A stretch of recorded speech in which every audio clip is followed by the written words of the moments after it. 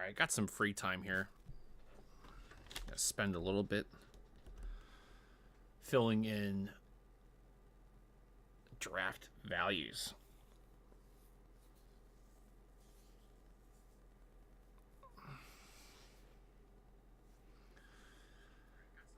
All right. So QB, we have a grade for 30s.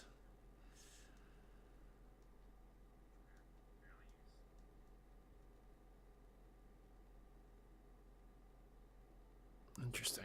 I mean, this is a grind, I guess.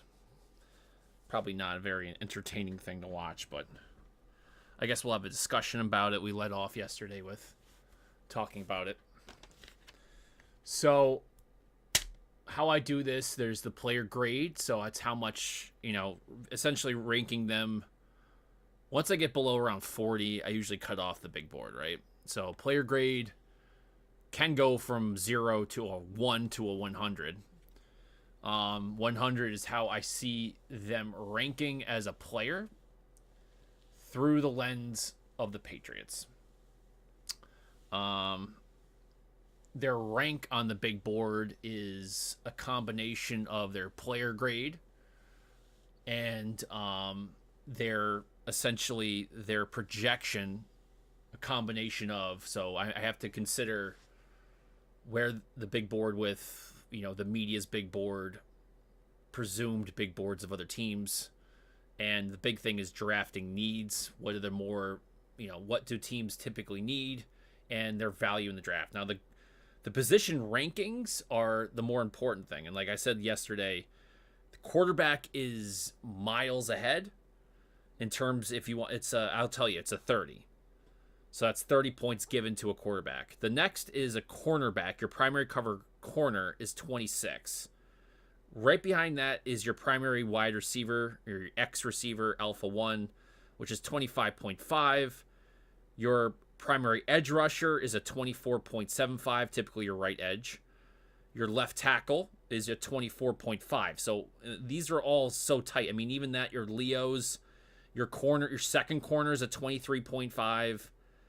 Your other edge is a 23.25. Even a free safety is a 23. A tight end's a 22.75. Point being is that you go all the way down to... Yeah, the next big drop-off is... After you get a will linebacker, weak side linebacker, which is at 17. And then drops down. The next big drop to that is D tackle at 21. Which is a massive cluster. D tackle, strong safety, your third / wide slot receiver, and then another drop to running back, right guard, Sam, backers, nose tackle, center, left guard, fullback, kicker, punter, return specialist, and long snapper. So, how did I get those numbers? Initially, it's through, I had 5 models to come up with one metric, and the big one the biggest correlation I could find was that these positions, if you draft them, they have the biggest impact in improving your team's, it has the biggest impact on your record the next year. So if you draft a quarterback as a rookie, typically if you are drafting a quarterback, you're at the bottom end of the draft. And so by draft, and you probably had bad QB play, right? Let's just say that. If you have bad QB play that season, you're probably going to have a bad record. So by drafting a QB, that typically almost has a 6-win improvement in the under that player, under that player's rookie contract, you should expect 6-win improvement under their contract on average, under their contract. Now, some people, it is a 6-win improvement the following year, but on average, under their rookie contracts, it's a 6 wins. The next one would be like I said, corners. That one, although a little bit of a bump, is not always indicative of that, but those go also with the value of their contracts. Like you want to have quarterbacks. What was that? You want quarterbacks to Cornerbacks to be under contract because they're expensive. Same thing with quarterbacks. Wide receiver ones, your edge rushers, and your left tackles. All those guys are very expensive to re-sign. So those are, again, very important to be drafting because you let those guys go when they ask for too much money. All right, so let's get into it. Big board. Let's go over the top. I say actually today, let's go through the whole thing. That might not be too bad idea. So Drake May, Jaden Daniels, Joe Alt. I don't think any of these are really big shocks to anyone.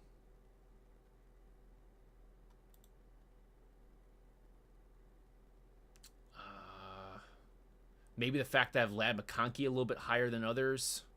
I also have Keon Coleman a lot higher than probably others. I also have Kingsley probably higher. Yeah, maybe Troy Franklin might be a surprise for some people.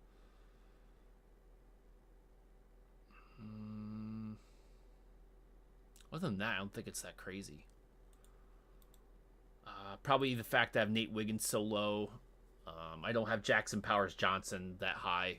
It's hard. I think he's up there because he's essentially the best center, and he tested out well. He's got good tape. But anybody else that I have Cooper Beebe a lot higher probably than most people. What else? I have Brendan Rice higher than others. He's not 5'11", though. I'll have to double check my... I don't think he's 5'11". Isn't he 6'2"? I'll have to go back to that. Gabriel Murphy I have higher than others. Zach Zinter, some might have him that high. That's how I have him graded. I know he's injured, so he's probably not going to get drafted until day 3. Foster I have higher than others. And then Ben Sinnott. It seems like people are coming around on Ben Sinnott being a day 2, but still probably a few people that are kind of scratching their heads on that. If you don't believe me on the tight ends, like Kate Stover, very, just a tough dude that probably is underrated in many ways because he just does everything really well, but he doesn't stand out. And same thing with Ben Sinnott. Both of those guys are just like, you can put them anywhere on your offense. They're going to help you out. And that's why I think they're so important. Leonard Taylor, I probably still have a little bit higher than others. I think his tape is great. The problem is always he's not consistent with his efforts. We did not get into my top 200, or 100 to 200. I still have some that I have to figure out. I want to put them in here, but I'll have to figure it out. This is my sweet spot for. I wish we can possibly get as many as we can in this area, because I think a lot of these guys could be as good as a day 2 pick, but you might be finding these guys in like the 6th round for some of these guys. And I think that's where the strength is in this, which is if the draft is really good at the top, so you're going to have the 3rd rounds where you're going to probably have some head scratching, I think, because some teams are going to jump to get something they really need. And it could be guys that some people haven't rated in the 150s, right? That, is there anybody here that, I have, like, I'm big on Jalix Hunt. Like, PFF, I noticed yesterday, has them in, like 60-something or 70-something on their board. I like Jalix Hunt. I did a video on him, like 5 months ago, saying that the Patriots should go after him. But maybe, I still think he's in this range. The question is, should he be a day 2 pick? Maybe some teams. Maybe somebody thinks that he's worth their third round pick. I'm still big on James Williams. I think his versatility. I know PFF has him pretty low, but I could see James Williams also going in like the 5th or 6th round.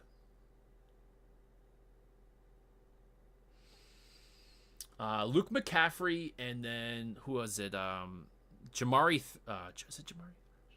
Thrash. Yeah, both Thrash and McCaffrey watching their movements and using the tracking data, those guys actually have the best separation scores in the draft.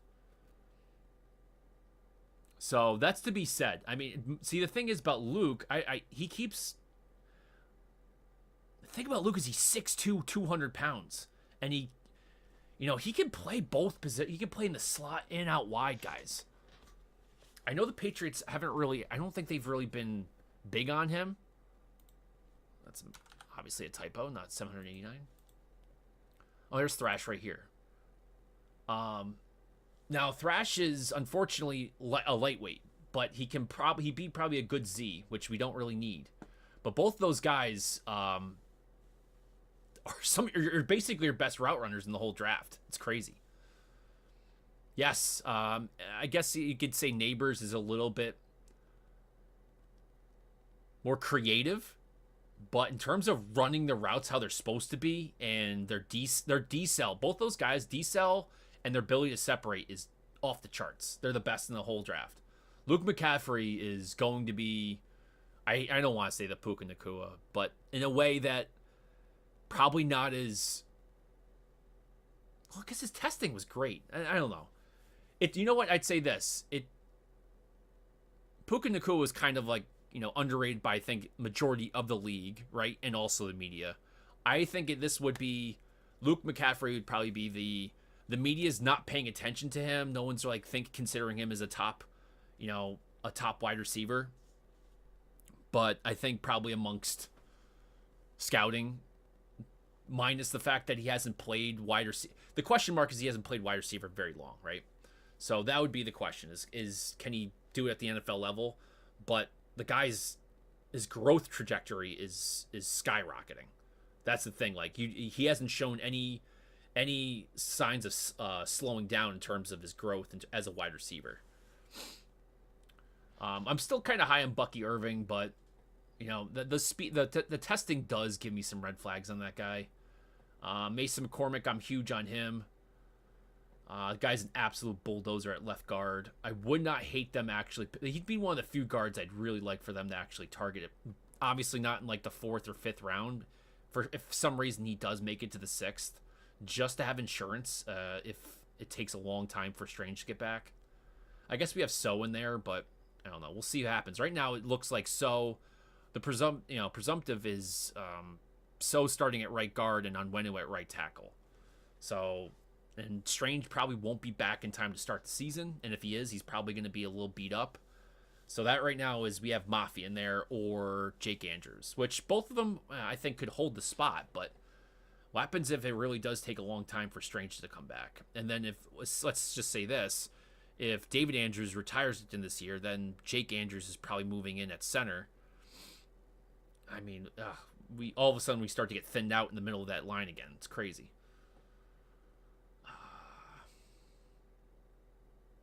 Like another guy like Javon Baker, I like him too, but you say PFF has him as a top 100 guy. I like him, but maybe in the 4th or 5th round, guys. PFF, for some reason, PFF is really low on him. I think that's nuts. Javion Cohen, he didn't have a good year this year, but his 2 previous years he was a stud. A guard. I'm just pointing that out. Like if you're questioning, yeah, PFF is going pretty much on the last impression, which was this last year. It was not great for him. He didn't have a great year. Now, was he giving up sacks and pressures left and right? No, it's just he wasn't really impressive. So I mean, I don't know. Miami in general is just always filled with these guys that go hot and cold. Christian Boyd, for some reason, PFF got really cold on him too. Nothing there. Ryan Flournoy's not even in PFF. I'm a little higher on David White Jr. because he's a big slot. Now, for us, that's... here's the thing. I know we don't need another slot guy, but for him, if you can pick him up in the 6th or 7th round to be a potential Booty replacement, if Booty's not going to be able to play this year, who knows what's going to happen with that, but if it's not trending that... or if we just want to get rid of, cut Booty, David White Jr. would be a solid guy to consider because he can play wide. It's just that he really excels because just because you put somebody in the slot, he's 6'2", over 200 pounds. I have him at 6'4". That's what he's listed at their on their website. So I got to replace that. Sorry. Just because he's really good in the slot doesn't mean he doesn't excel on the outside. They put him in the slot at Western Carolina because the guy's got a release package like nobody else. He might have the most creative release package minus Malik Neighbors.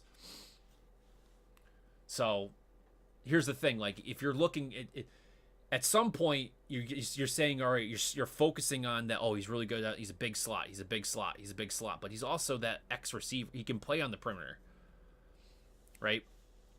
And I think we have to walk away with at least 2 wide receivers this year, right? Jalen Coker, still like him, obviously. Highlighted him months ago. His jump ball is amazing. I think he's probably one of the few guys that you can get on day 3 that would be a solid Parker replacement. Also, Flournoy would be in there as well, but I think Flournoy could be...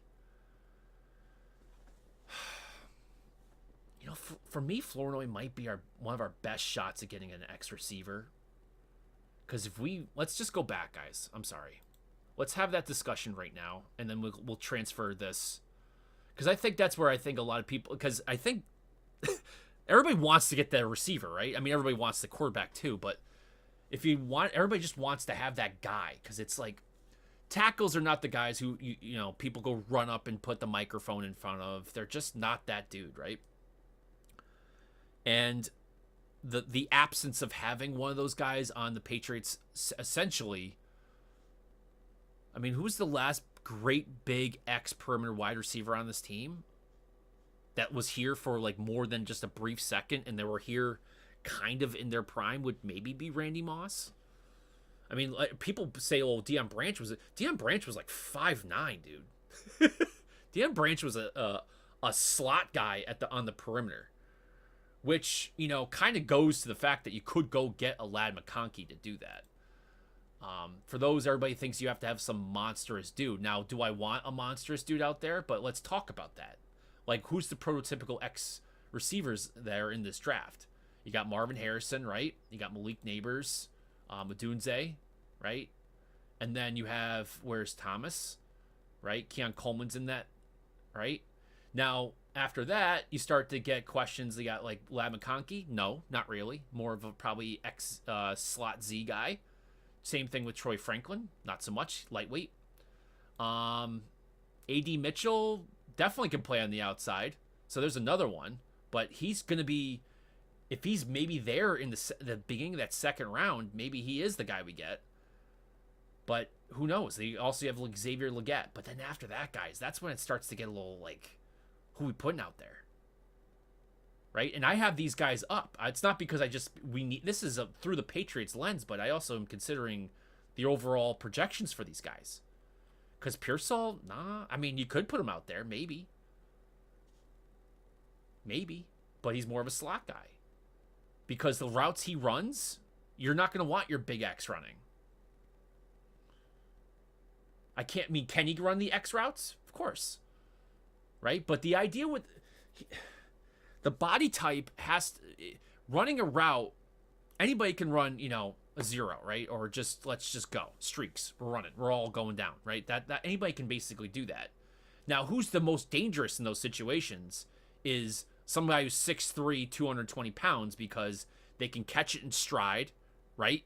And then what happens? You have to have a safety or a D-back. Those are the only 2 guys, you know, corner or safety out there. They're going to be trying to drag down 230-pound dude. That's not going to happen if they're running full stride. That's why Xavier Legette, if you look at his... I mean, he either blew right by you, or he was just dragging people and he broke away. Now, that potential drops off pretty hard after him. Right? You got Brendan Rice that can kind of do it, but, I mean, I didn't see... To me, Brendan Rice is versatile. He can play the X... But he can come inside, he can do a bunch of things, but he's not your alpha 1 right now. Jalen McMillan, no. Jalen McMillan, in terms of contested catches, is brutal. I mean, not good at all.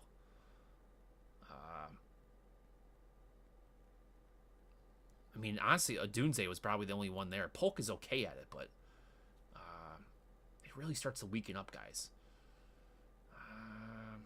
So Luke McCaffrey, you can, yeah, even then, I'm kind of like, is he a big X? No. Same thing with Thrash. So the next guy who, if you give him the ball and he's running people over, might be Flournoy.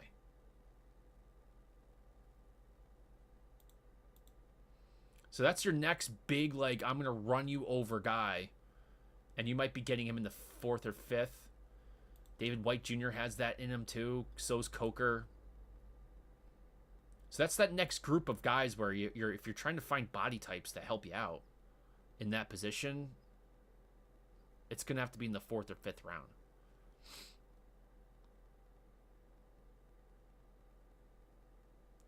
Bub Means. I mean, I'm big on Bub. 56, yeah, 5th or 6th round there.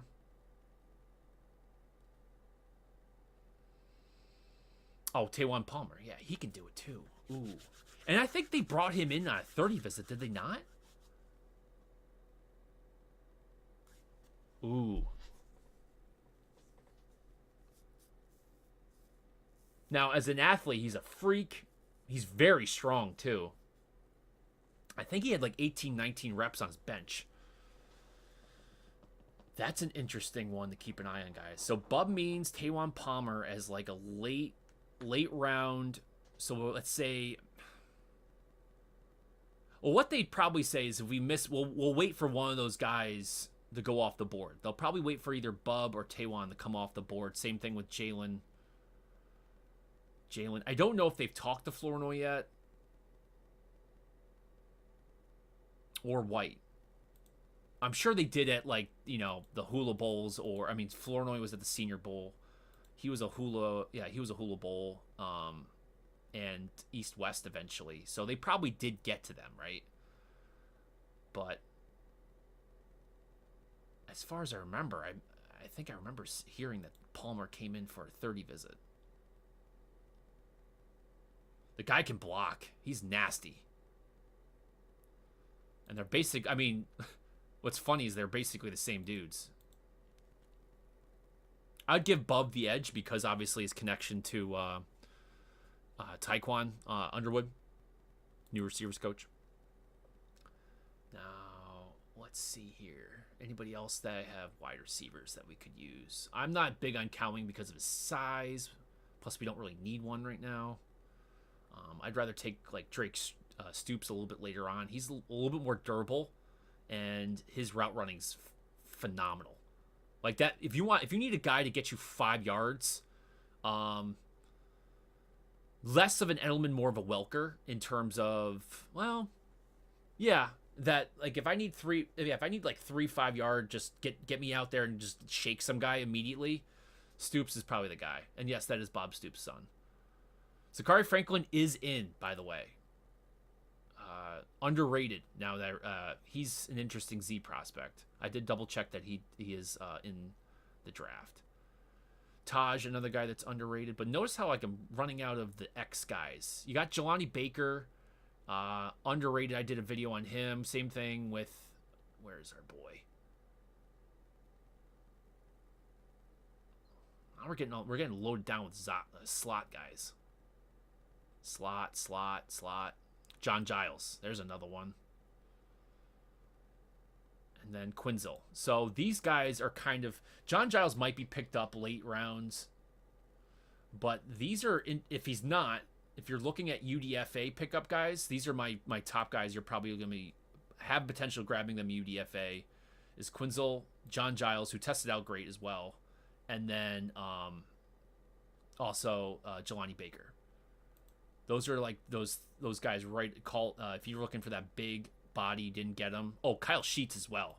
If you have not looked up Kyle Sheets, I suggest you do so. I don't. Again, I have no idea if the Patriots is on their radar. And then, is there anybody else wide receiver wise? I know I have Burgess in here. There's two guys from UAlbany that we need to talk about too.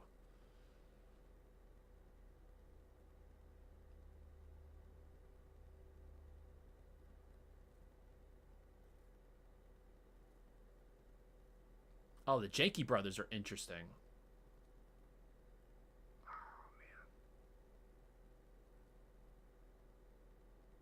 Oh, Devon Harper. Really underrated, guys. Small dude, but as a kick and return specialist and as a slot dude, and he can play some running back as well. Very utility. I mean, as a utility guy, easy call up for UDFA if he's sitting around. No one picked him up. Where am I missing? Oh, Zach Mathis, by the way, kind of's gone. He's gone under the radar as well but he's kind of like, essentially he's what's his face? Oh, why am I blanking on his name? Johnny Wilson. He's essentially Johnny Wilson, guys. He's a little thinner, but same idea. Like, his catch radius is absolutely... He's 6'7". Oh, Brevin Easton, another guy. Yeah, that's the UAlbany guy. And same thing with Julian Hicks. Julian Hicks is also another great... and you probably saying, like, oh, what, UAlbany, blah, blah, blah. Like, these guys were... If you look at them, you watch them play, you look them in a vacuum... Those guys are awesome. Oh, Wayne Ruby. There's another. It's D3 guy. And where's Cole Burgess? There he is. Wayne. See, this is what I'm talking about with this wide receiver class. Now, I'd put him at Z. Cole Burgess, you could put almost anywhere. 6 foot, 5'11", 192. Absolute freak. Do I have Zach Mathis twice in here? It looks like I do. That's his actual size and weight, by the way. Bryce Oliver, another interesting guy.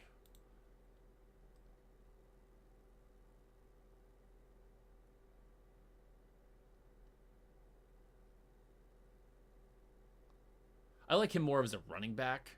6'1", 210, but he can be a receiving back for the Patriots if they need somebody to come in just to try out. Mosley. Yeah, wide receivers really start to thin out towards the end here, guys.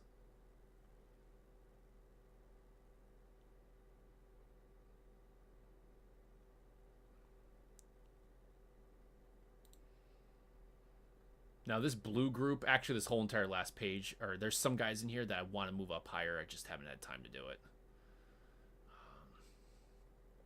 Like these guys, the guy from Massachusetts, he should probably get a call up just to come in for camp. And by the way, I said this yesterday. If you want to look for a quarterback that I have no idea why the Patriots have not been linked to this guy yet, seeing that he's like 15 minutes down the road, is James Cahoon. Guys from Bridgewater State. Yes, like, so Bridgewater State, Massachusetts State School. He's been... The Packers have tried him out. Who else? Not tried him out, but worked him out. Vikings, yeah. So Packers, Vikings, Pitt, and then the Jets. I think that's, yeah. So all four of those guys, all four of those teams have worked this guy out already. They've already talked to him and worked with him. So, you know what I mean? I can't imagine the Patriots are not overlooking the guy who's literally right next door, but it's possible. Now, why not bring him in? Guys from Massachusetts, he limped right down the street. I'm not saying like let's put him at first, put him in there to start playing, first game, but it's one of those guys that has this. He has the tools to do it. He tested out well too. All right, so that's the wider. So what I wanted to go through there was the idea that the wide receivers, there are some sprinkled throughout. Big X wide receiver. It's much better than last year. But in terms of if you want to grade them out, there's a solid drop off in my opinion right after Xavier. Once you get to Leggett, so my problem is if we miss, it might pressure us if one of the guys from it's a first round grade, right? Let's say this. There's two problems here. Either somebody you really liked in the first round, wide receiver wise, drops to you in the second, you might have to get him. or there's such a strong run on wide receivers that you have to get them in the second, right? Because if you need an X, which I think the Patriots are considering, like, I mean, we have enough small, quick, twitchy guys that you're going to want a bigger, larger stud. Because there's a few things going on here. Parker's gone. Juju, we don't know what's going on. Booty, who's actually a large, he's a little heavier than most of the other guys. Don't know what's going on with him. And Gesicki's gone. So your bigger dudes, your bigger receivers are gone. You need, if you're going to target guys in the draft, it's essentially got to be them.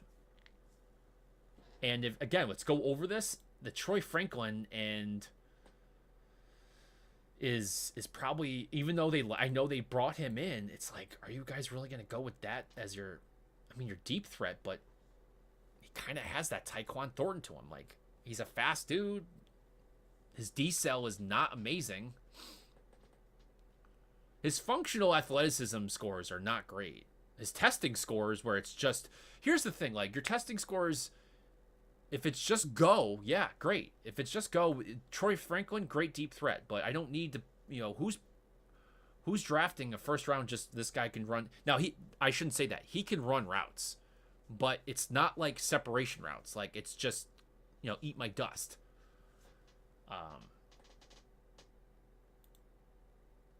Which is good. You need, the thing about speed and wide receivers is that they get to a mark quick. And if you're trying to avoid sacks and you need to get 10 yards, you might have some guy who can do a lot of like moves and can decel and break a guy off, but if it takes them another half a second to get to the mark because they're dancing around, that's not going to help you out. Sometimes you just need the guy who can get you from point A to point B, get you to move the sticks in certain parts of the game. So who would we go for here? Now, here's a question for you. Who is dropping out of, if there's a wide receiver that can drop out of the first round, who would it be? Now, according to my board, it would be A.D. Mitchell. The character concerns, as far as I know, in the first round wide receiver is Malik Neighbors and A.D. Mitchell. As far as I know, a few things about Brian Thomas, but that's just the LSU. Like, LSU is just, like, as a school, it's just rough. Like, it's just, you're constantly, you're getting all these great athletes, but you're always just dealing with that, and like them in Florida, Miami.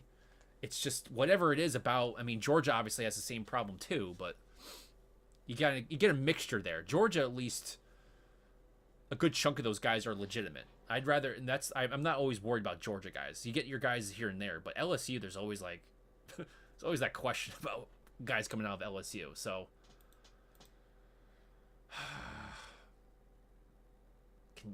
so A.D. Mitchell dropping maybe because of character concerns might be there. Let's just say this too. He's a transfer originally from Georgia. Wasn't getting his time there. Went to Texas. Had a decent year. Now, we'll say he didn't have amazing, absolutely blowout stats this year. Why? Well, because he was sharing it with Xavier Worthy, Jatavian Sanders, Whittington. Like, that was a great wide receiver core and just offensive talent in general. Running backs, too. Tight ends, running backs, they were loaded across the board there on offense. So, can't knock him that much. His stats is the guy doesn't drop the ball. He gets open. So, do we take the question and, like, he's got type 1 diabetes and character issues? I'm not sure.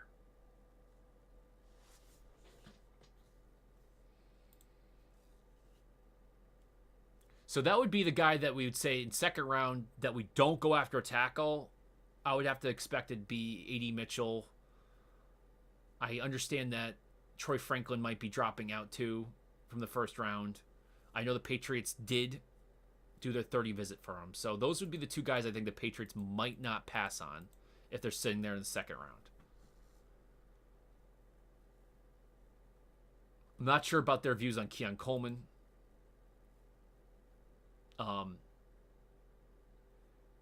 You want to hear I don't know if I mentioned this before. If you watch Keon Coleman, everybody points to his testing not being amazing like his 40, right?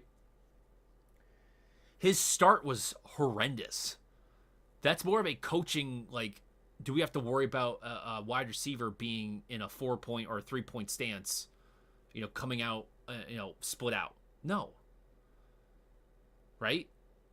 So his 40 was not great, and he was overstriding. He was heel striking while he was doing it. So his phase 1 and his phase 3 was bad.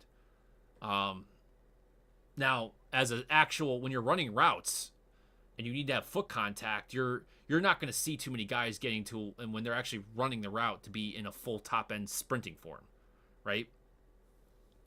So if he's in phase 2 of his sprinting form, almost in his entire 40-yard, that's how fast he's really going to run on the field. Whereas some of these other guys, they'll never run those top end speeds on the field. They just can't do it. Why? Pads, cleats, running a route, being in a position to catch the ball. You can't run like a sprinter actually as a football player, both in terms of physically you're being restricted by your pads, but then also it's not functional for you to catch a ball in that way. Keon Coleman ran his 40 like how he can run actually on the field. I don't know if he knew that, but that's why when you look at it, you have to you want to give props for the guy at the combine and the pro days that they did their homework and they're trying to run their best time. Don't knock them for that, because if they run fast and they have good form, good. That means they listen to somebody. There's some idea of coachable, like that person is coachable. But then also when you see somebody not run so fast because they have bad, like their form isn't great, but you're like, well, I'm not too worried about them not having, incredible dorsiflexion, and they're, honestly, they're getting, their ground reaction time is low because they're heel striking, or is long because they're heel striking. I'm not going to freak out about that, but what it tells me is that they're a little bit more athletic than their 40 is telling me. Keon Coleman is that guy. Now, you can say that maybe he doesn't get as great separation. His decel isn't as great. He's the guy that you throw the ball in the spot and he goes and gets it. You're not worried about that. That's the guy. That's the kind of guy that you want, because you're not, especially with a rookie quarterback, you want a guy who just wins when the ball is thrown in the right area, not having to rely upon getting massive separation for a bad quarterback. See, we're hoping, the last quarterback, we needed more Keon Coleman's in a way, and then we also needed a couple more snap off, get separation like Ladd McConkey. So what does that do for the tackle? We'll probably miss out on Kingsley. Patrick Paul might be gone by the second round. So then you're kind of looking probably maybe for Kieran Megagaji from Yale. He'd be in there.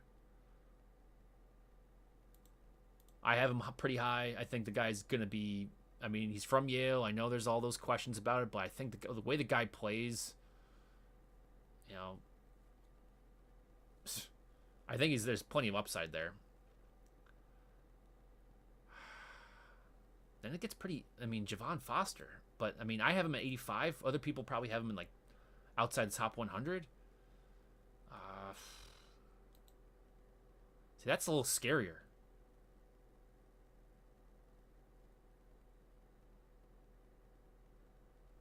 Blake Fisher, right tackle, can play a little left, but I don't know about you guys, but I'm done with this. Let's see what we can get at one of the top 5 most important positions that are on our team. Oh, they might be able to play a little bit of left tackle. The right tackles like Blake Fisher, Christian Jones, those guys, if you want to put them at right tackle and right off the bat, I have no problem with that. They have the mentality and the strength and athleticism to do it.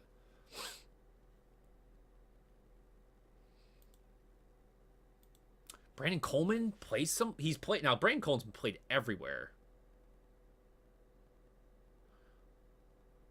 His strength metrics and footwork make him probably a better guard. I don't like his kick step as good. His first kick step isn't as great as it should be. He's got the arm length though.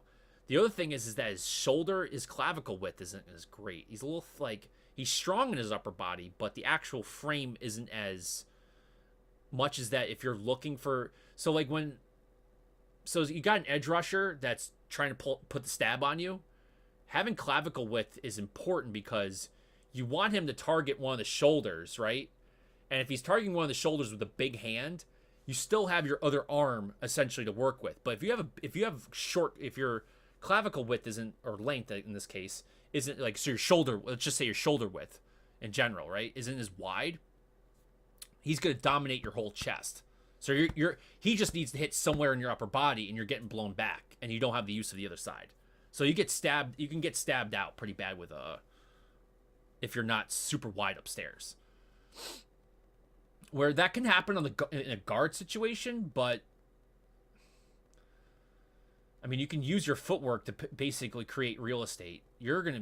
Someone's going to counter. I mean, if he stabs the inside and you go, oh no, if he stabs and you walk inside, he can just counter the outside. And yeah, so the outside, the edges, having a broad-shouldered guy on the at the tackle positions is important. Brandon Coleman isn't that like broad upstairs. Sorry for that long explanation of why you need to have super wide shoulders and massive hands at the tackle position. Like, everything about length at the tackle position is because it's about real estate.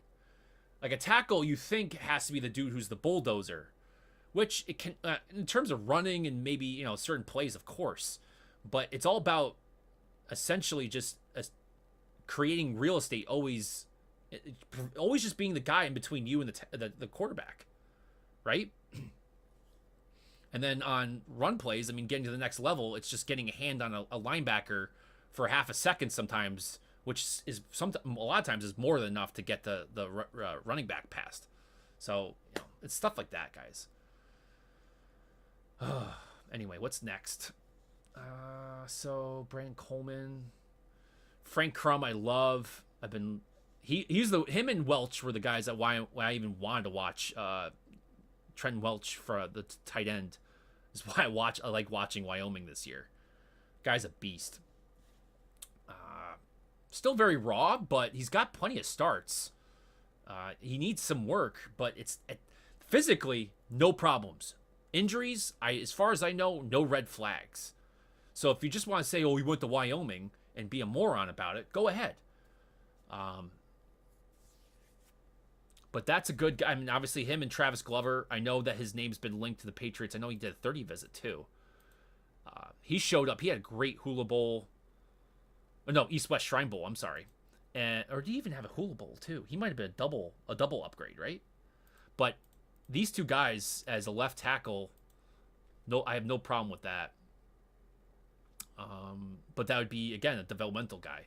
So the indication is we go after Chooks, maybe we can pick one of these guys up in like the 5th round or 6th. Consaves is another guy who can play both left and right. I like him in like the 5th round area. Tylen Grable, another guy to consider too. Pooney can play both. I like him more of as a guard.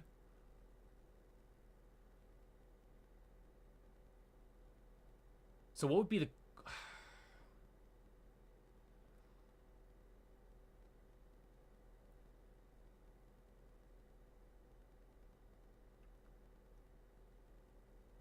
So our here would be talking about can Blake Fisher and Christian Jones make it to day 3?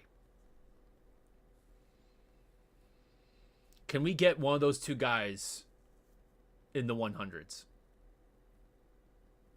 4th round pick, can we still get a Christian Jones and Blake Fisher? Because if we can, we don't have to freak out as much about getting a tackle in the 2nd round. Right? Because if we miss, because that point to that would be if we miss in the 3rd, we still have something going on in the 4th, and we're not reaching to get a guy in the 3rd that we can possibly get in the 4th, which would unlock the ability to actually step back and get an edge um, an edge player or edge or safety, which I know is not high up on our list, but and we still haven't filled out a few guys that we've lost in that secondary yet. So I still think they're going to be targeting at some point. Now, why do I say that? Is well because you still have maybe you have a Cole Bishop, Jaden Hicks, Bullock. There's obviously also Cam Kitchens that's still in there. There's some good safeties in there, and there's obviously Booker. There's Jonah Ellis at edge. Maybe I know I don't think they're big on Marshawn Nealand. I am, but he's another guy you can possibly get a edge rusher that could be there in the third round, right? Because for that, if you're looking for a decent edge rusher, in my opinion, that starts to thin out because you get Mo Kamara maybe in the fourth. Adisa Isaac might be there in the fourth. I know he's moved up on some people's boards. I mean, he tested out well. Booker, I'd like to get in the fourth, but maybe you get a little freaked out about that and maybe get him in the third. Jalix Hunt in the fourth would be another guy, I guess. Harrell, I have him in like the fifth or the sixth. Yeah, and then you know what, guys? Then it comes really... Javonte Jean Baptiste, but he'd be more of a hand in the dirt, speed edge rusher. Kind of more like the McDonald type that the Jets took last year. Still really working with your hand down, but you know, speed, length. Anoma, another upright guy. Javon Solomon. Yeah, and then it starts to get kind of nichey after that, guys. So maybe we have to... Man, that second round pick is gonna be probably in many ways more of a kind of put you on the heading, right? Because you could be looking at first round talent bleeding out of the really guys that you thought that could be all the way up. You might have guys that are on your board at like 15 or in this area, right? That do make it down to you just because there's going to be such a heavy run on offensive tackle and wide receivers.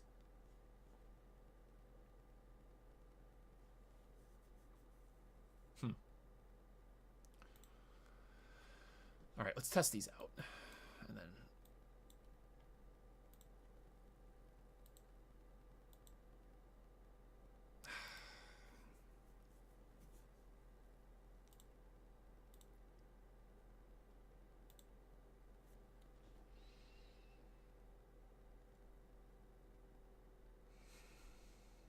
nothing's really going to change here now.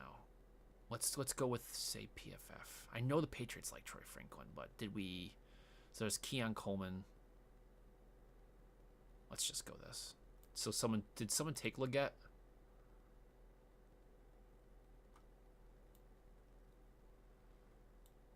That actually freaking makes sense too. Damn it.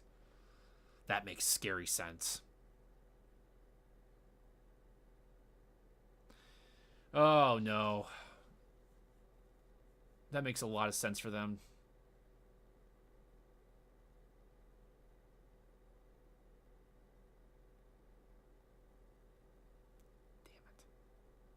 Damn it.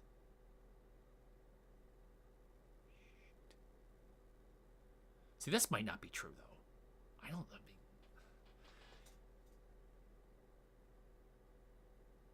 I'm not sure if... See, that's the thing. I'm not sure if he would go there. Where would... I mean, I don't see him going above here, right? I don't see him getting... Maybe Texas? No, they need a tackle more than they need a wide receiver. So, we're assuming that they're going to get... take Marvin Harrison Jr. Would the Bills take A.D. Mitchell after just having to deal with Stephon Diggs, though?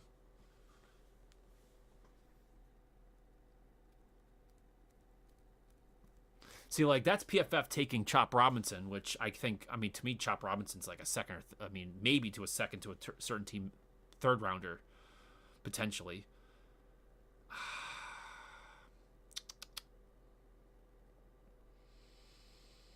Xavier Worthy to the Lions is not a bad idea.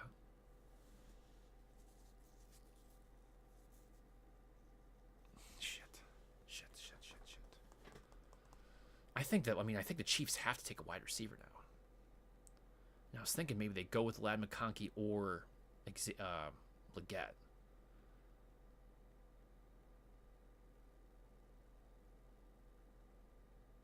Who's the big wide receiver that could fall out? I mean, I'll say Troy. I'm not opposed. I think Troy Franklin's worthy of a first-round draft pick. I do. For what he is. Now, because what he does, and there's not too many other guys that are as good as he is at what he does. There's other guys who fit into that. Like, I mean, let's just say Neighbors and Marvin Harrison Jr. are just as good at that situation, going deep and running great routes, those deep X routes. Ladd McConkey can do it, but not so much. Keon Coleman does it, but in a different fashion.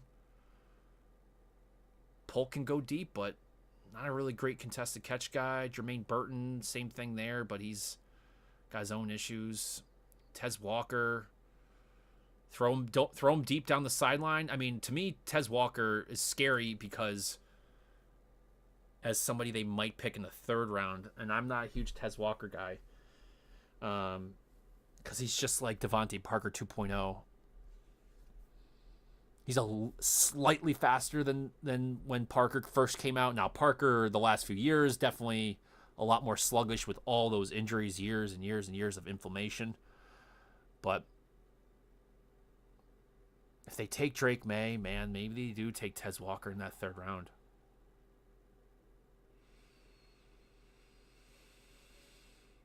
Javon Baker, third round.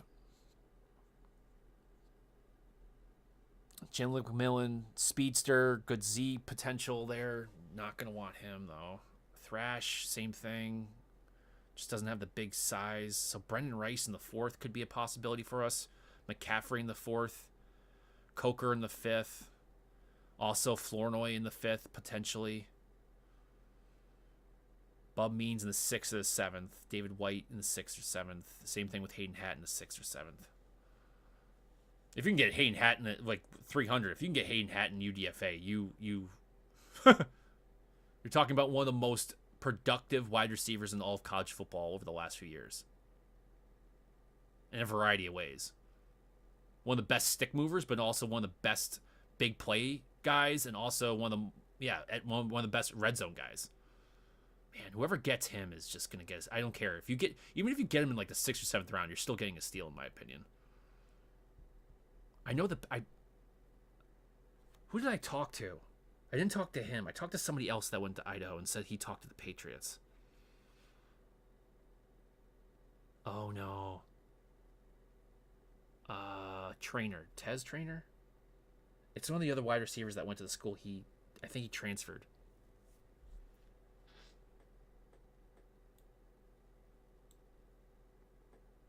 So I think he's actually talked to the Patriots. That might have just been a like Hula Bowl discussion though again.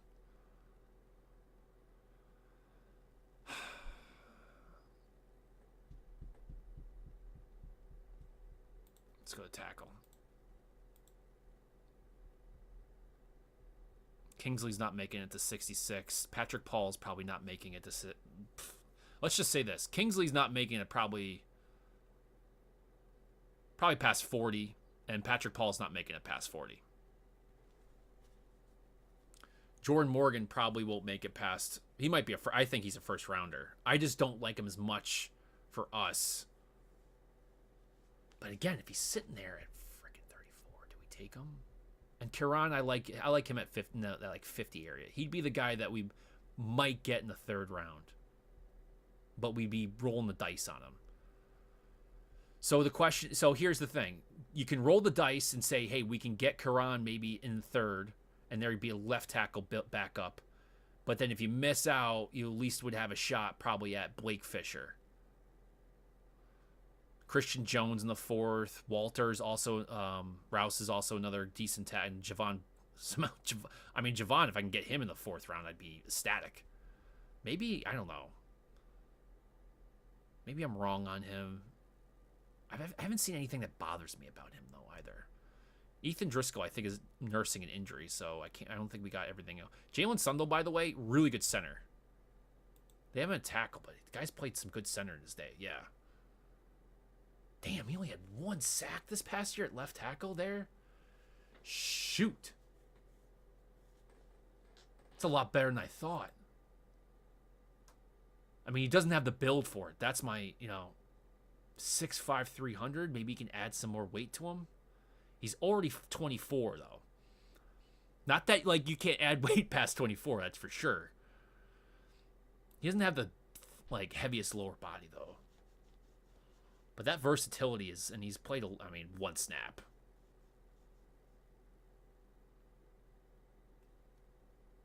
He's nasty, though. Like, North Dakota, South Dakota State offensive linemen, do not mess with them.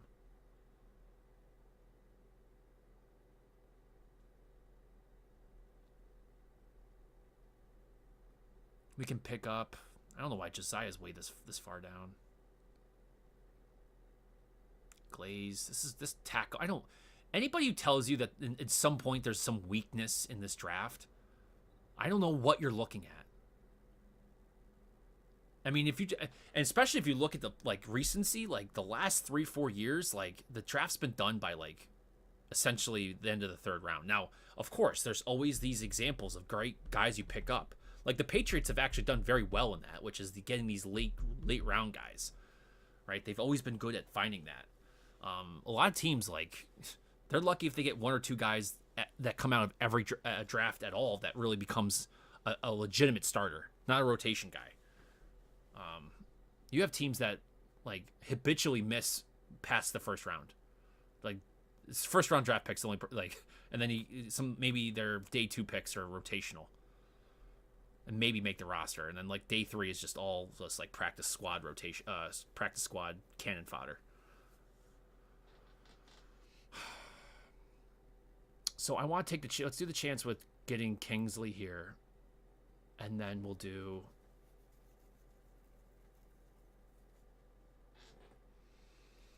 So we were able to get Karan at 68. Okay.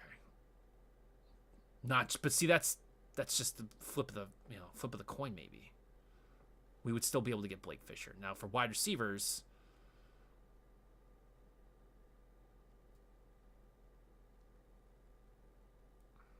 Jesus. Then we get the problem. Do we go with Javon Baker, Tez Walker? Who'd we get? We got Jaden. So I wouldn't want to have that little extra burst for or plus for Tez Walker.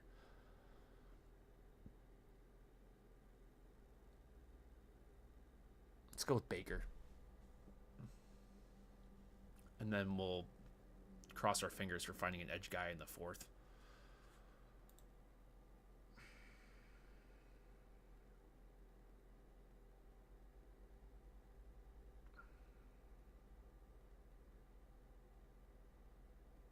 Brendan Jackson's not bad at all. Still can get Brendan Rice. Cam Kitchens or Brendan Jackson.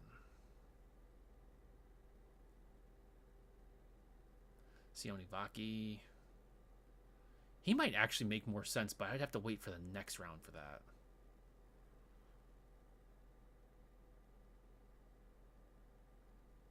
Do we go to Vondre Sweat? Why not?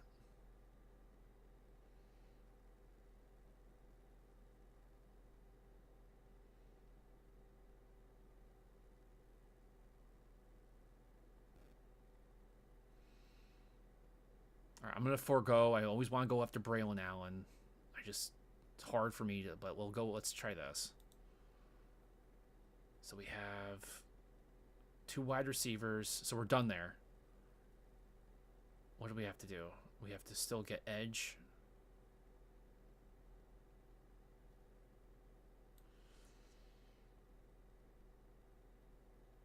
Yeah, edge. And for those who don't think we need D tackles, just remember, I said this yesterday. Sam Roberts is the only guy right now, and again, I have to go look at the other guy that we signed recently, is the only guy that we have signed on paper for 2025. Like all your D tackles are like up for contract essentially next year. I know we're going to sign 1 or 2 of them back, but like the rotation guys, it's like Quali's gone, both, or I shouldn't say gone, up for contract. Same thing with Godchow and obviously Barmore. My assumption is that they're going to probably sign Barmore. Maybe they do re-sign Godchow too.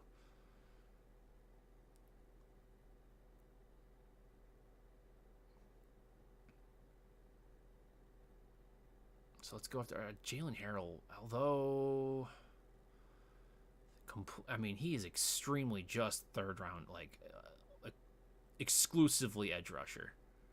Now his counterpart, where'd he go? Is he still in here? Hold on, I'm sorry. McGregor's actually a beast. Did we just miss out on him? I think he's in the system, is he not?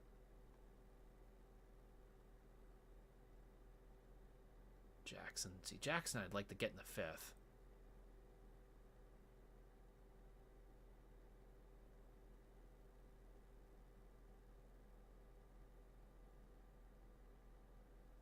Zach Zinter. There he is, Braden McGregor. Did we? Yeah, we just freaking missed him. Damn. Grayson Murphy's brother has got better stats, but who says that Grayson can't be good? I mean, he's got 8 sacks. He's literally his brother.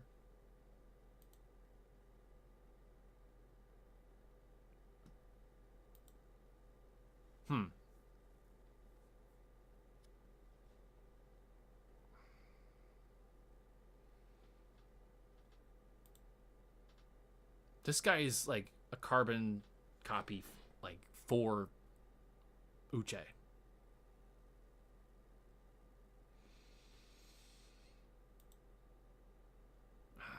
Let's go with, let's go.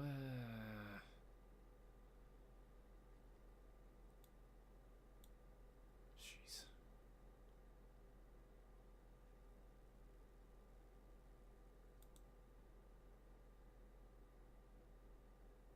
Yeah, I guess we go with Grayson. He just doesn't have nearly as good as stats as, I shouldn't say nearly. It's almost like they're pretty damn close to his brother. It's just not as good. All right, then we have to go with our boy here. So offense is basically done. Safety, right? We missed out on safety thus far, right? We got the edge. There's Luke. So offense is done. We're gonna miss out on a tight end. Yeah. But Jalen Simpson, that's what I'm gonna go with. Because he's played some corner. Actually played most of his reps in college are from corner position. And then he can play some safety. That's a decent draft, I think. All right, so now we need to. We went with a tackle. Now let's see if we can get, if we push to get a wide receiver, do we really get SOL in the 3rd round for a tackle, or then maybe we have to try to do a rollback to maybe Christian Jones in the 4th. Let's see how creative we can get with this. Because honestly, there's a point where how do we get effed,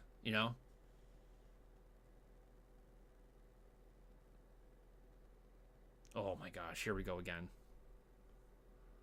Oh, Jerzon Newton bleeding out of the 1st. Guys are testing me. All right, let's take a look at the wide. That means, Xavier Legette got taken out. So do we go Keon Coleman at 41? Or, here.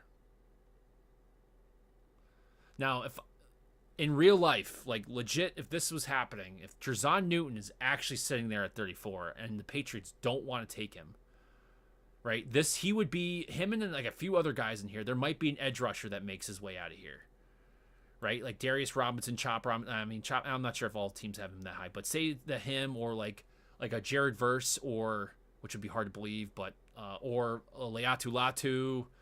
Anybody else in there? Oh yeah, then there's, I doubt, I kind of can't believe those guys would make it. Who would be? And then we were talking about Kool-Aid McKinstry, right? One of these defensive players that is most years a top 15 player, ranked guy. Like Johnny Newton's a top 15 guy. I have him pretty high on my board, and I think the Patriots would have to sit there and say, is this too good to pass up? Right? Because thankfully there is enough guys to get in on offensive tackle and wide receiver this year. You could still pick them up in rounds 3 and 4. Now D tackles, it's a pretty thin class. I mean, there's guys in here for sure, but who would want to come up and get him, and what would we take for it? Would the Raiders want to come up and get Jerzan at all? Would they be willing to give me like that for it?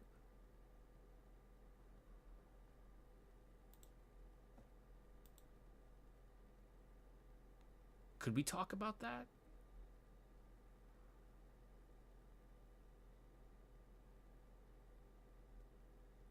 Because that might get us. Yeah, let's do this. So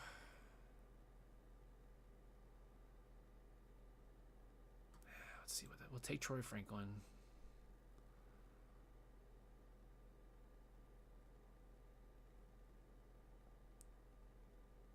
Got Blake Fisher. So there's a right tackle. Right? And then you can do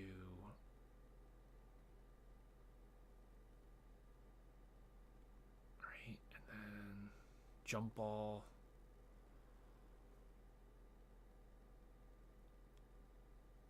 Maybe go. You can actually maybe go Johnny Wilson for the tight end situation. Edge guys, I'm looking. I mean, I like Xavier Thomas, but he's like a day 3 guy in my opinion.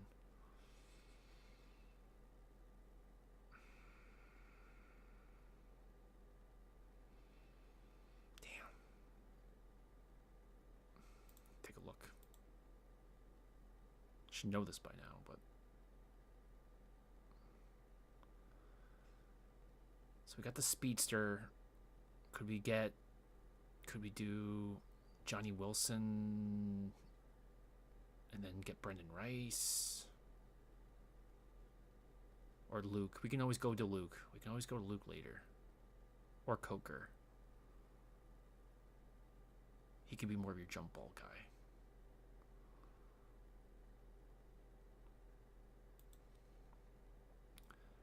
Because I keep going to like Johnny Wilson is a pretty freaking good Gesicki replacement as a big slot tight end.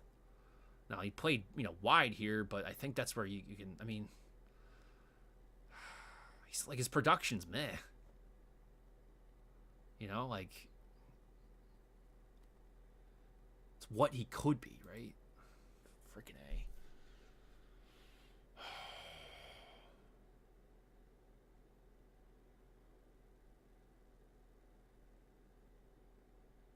I know they liked Ray Davis. Maybe we have to go Austin Booker. I really would rather get him in the 4th, but as an oh yeah, I guess we just have to go for it. Yeah, that's the smart thing to do, guys. Is just to get. Let's just go that. Edge is going to be a problem. D tackle and edge is going to be a problem next year. Man, I would love some Cooper Beebe. Finally get another guard that just plays freaking guard but can play tackle. He's got some of the best tape from a guard that I've seen in a long time. And he's played he's played other positions. The only thing he hasn't done is center.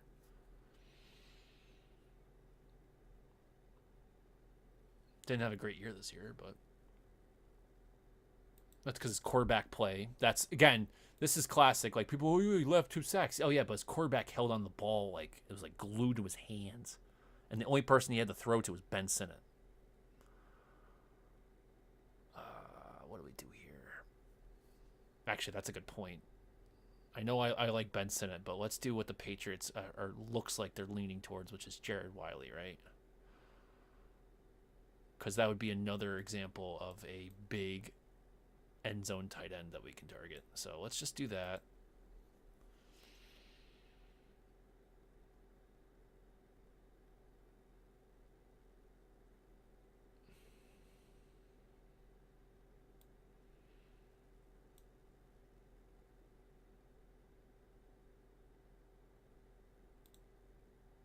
Safety's done.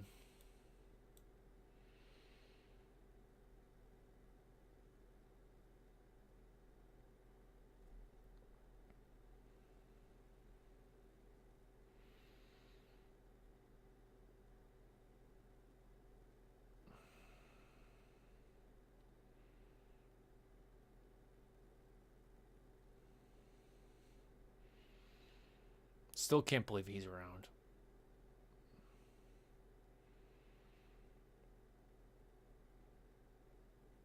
Gabe Hall's another one we can target. Big dude. All right, so we have 180.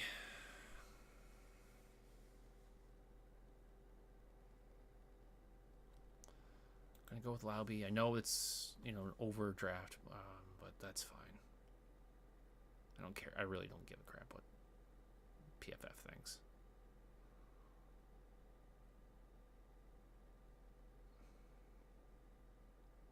I would go Christian Boyd, man. Yeah,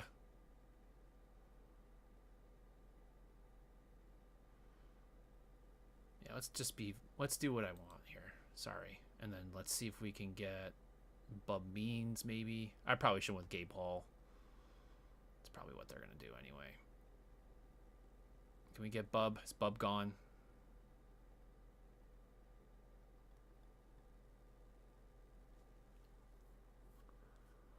Jalen Simpson. We already got the safety.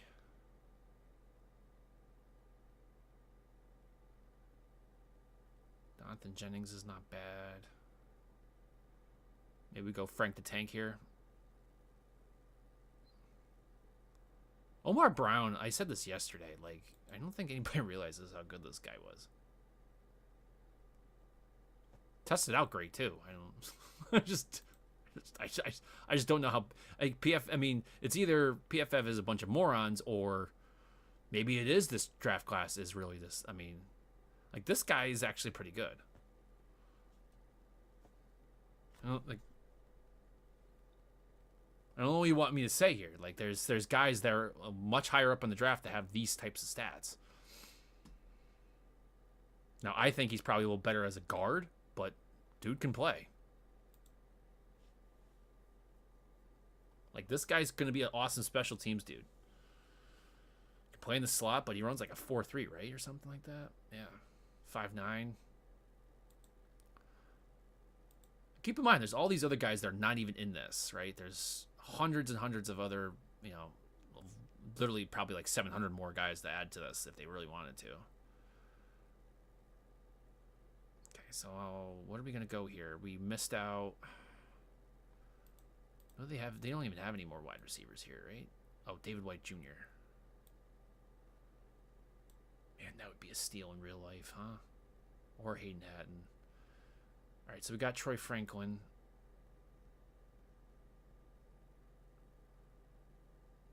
That wouldn't be a bad pick here, right? Because we got the tight end, big target, Cole Bishop, safety,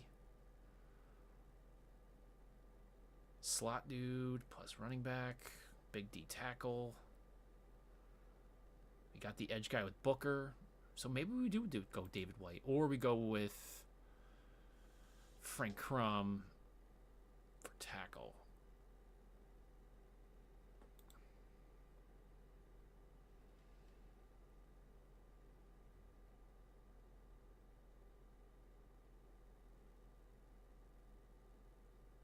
Yeah, I guess we go with David White. This guy, I can't imagine him being this far back.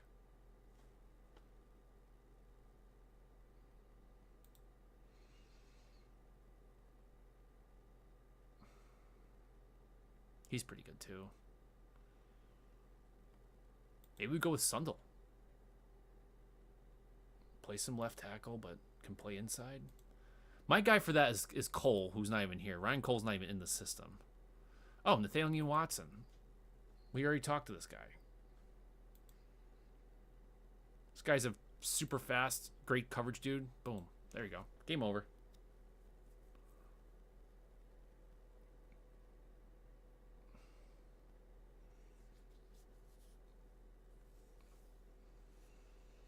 Now, why this? Come on, PFF.